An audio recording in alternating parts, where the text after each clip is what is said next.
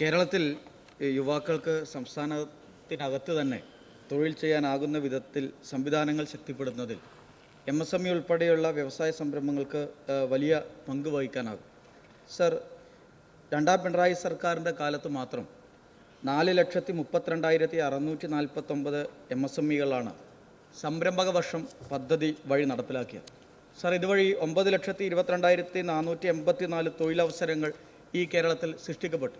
Sir, എന്നാൽ ഈ സർക്കാരിൻ്റെ ബജറ്റ് പ്രഖ്യാപിച്ചപ്പോൾ 10,000 MSMEകൾ സംരംഭങ്ങൾ ആരംഭിക്കും എന്നാണ് പ്രഖ്യാപിച്ചത്. സർ, LDF സർക്കാർ വളരെ മാതൃകാപരമായി സംഘടിപ്പിച്ച ഈ പദ്ധതിയിൽ നിന്ന് ഒരു പിന്നോട്ട് പോക്കാണോ ഇതിലുള്ള ഇപ്പോഴത്തെ സർക്കാരിൻ്റെ നയം എന്നാണ് എൻ്റെ ചോദ്യം. മന്ത്രി സർ, ഒരു പുതിയ ഗവൺമെൻറ് വരുമ്പോൾ ആ ഗവൺമെൻറ് അതിൻ്റെ നയം ഉണ്ടാവില്ലേ?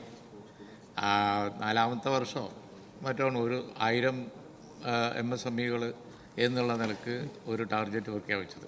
അതിൽ 500 അപേക്ഷയോ മറ്റോ കിട്ടിയിട്ടുണ്ട്.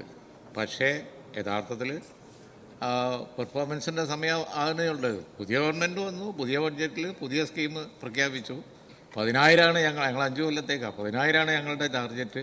ബഡ്ജറ്റിൽ പ്രൊവിഷൻ കാര്യമായി വെച്ചിട്ടുമുണ്ട്, 100 കോടി റുപ്യ വെച്ചിട്ടുമുണ്ട്. പഴയ ഗവൺമെൻറ്റിന് പഴയ പരിപാടി, പുതിയ ഗവൺമെൻറ്റിന് പുതിയ പരിപാടി, കണ്ടിന്യൂഷൻ തന്നെയാണ്, പക്ഷേ പുതിയ രൂപത്തിലാണ്. ശ്രീ സജി ചെറിയാൻ.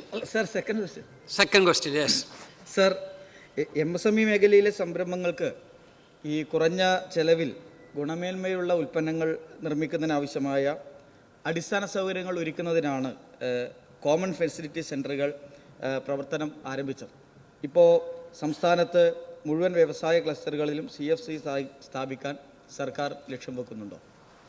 അല്ല, ഉണ്ട്. അത് ഓൺഗോയിങ് പ്രോജക്റ്റാണ്. അത് കൂടുതൽ ശക്തിപ്പെടുത്തി മുന്നോട്ട് കൊണ്ടുപോകും.